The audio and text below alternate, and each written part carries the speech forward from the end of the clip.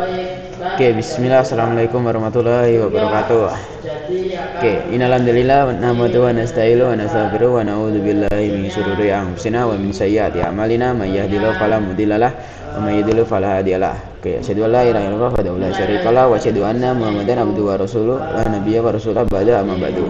Oke, pertama-tama marilah kita panjatkan puja dan puji syukur kita kepada kehadiran Allah Subhanahu wa taala yang telah memberikan kita banyak nikmat seperti nikmat Islam, nikmat iman, nikmat hidup, dan seterusnya. Oke, kedua, selawat serta salam tidak lupa kita curahkan kepada kehadiran Allah Subhanahu wa taala yang telah kepada Nabi kita Nabi Muhammad SAW yang telah membimbing dari zaman jahiliyah sampai zaman sekarang ini, zaman terang benderang ini. Oke. Jadi pada kesempatan kali ini saya akan menyampaikan kultum, yaitu yang berjudul tentang iman kepada hari akhir. Oke, jadi langsung saja. Nah, yang pertama adalah sesuai judul tadi, pengertian iman kepada hari akhir. Oke, pengertian iman kepada hari akhir adalah meyakini bahwa suatu saat seluruh alam semesta akan berakhir dan kemudian Allah akan membangkitkan seluruh manusia untuk mempertanggungjawabkan amal perbuatannya. Jadi semua manusia yang telah mati akan dibangkitkan lagi di padang mahsyar untuk mempertanggungjawabkan amal perbuatannya yang telah dibuat di bumi ini. Oke, hikmah beriman kepada hari akhir antara lain adalah menambah keimanan dan ketakwaan. Dan selanjutnya mendorong kita lebih berhati-hati dalam bertindak. Oke. Dan yang selanjutnya menjadikan kita lebih menyadarkan bahwa kehidupan dunia hanya sementara.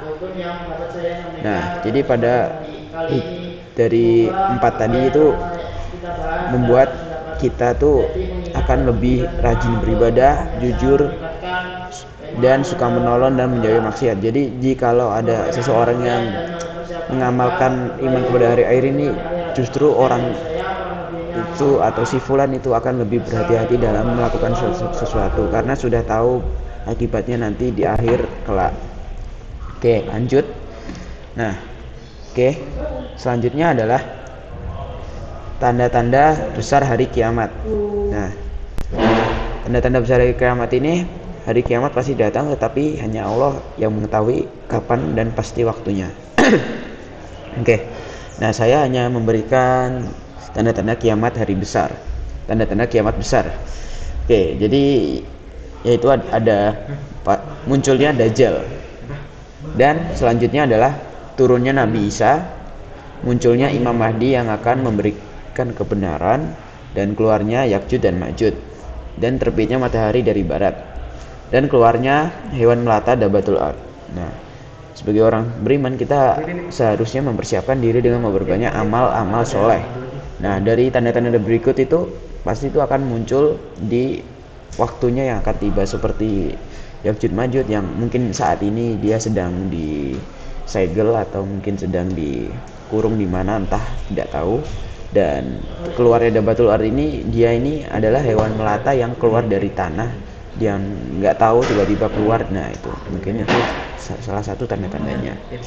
Oke, lanjut, yaitu adalah fitnah kubur, nikmat kubur, dan siksa kubur yang ketiga. Nah, ini pasti akan dialami seluruh manusia setelah meninggal. Jadi setiap manusia akan memasuki alam kubur.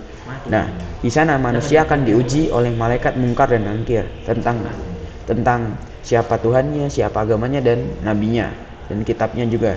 Dan orang beriman yang mempunyai banyak amal-amal soleh akan memperoleh nikmat kubur dan tenanglah pokoknya di alam kubur. Dan jikalau sebaliknya orang-orang yang kafir, durhaka, dan yang jahat atau mungkin bisa dibilang gitu akan mengalami siksa kubur dan tidak tenang di alam kubur, dan akan diperlakukan tidak baik oleh malaikat mungkar dan nakir sesuai amal perbuatannya selama di dunia. Oke, selanjutnya adalah kejadian hari kiamat. Nah, yang keempat ini, malaikat Israfil akan meniup sangkakala sebanyak 2 kali. Seluruh manusia akan dibangkitkan untuk dihisab. Nah, jadi Semua amal akan diperhitungkan dengan adil.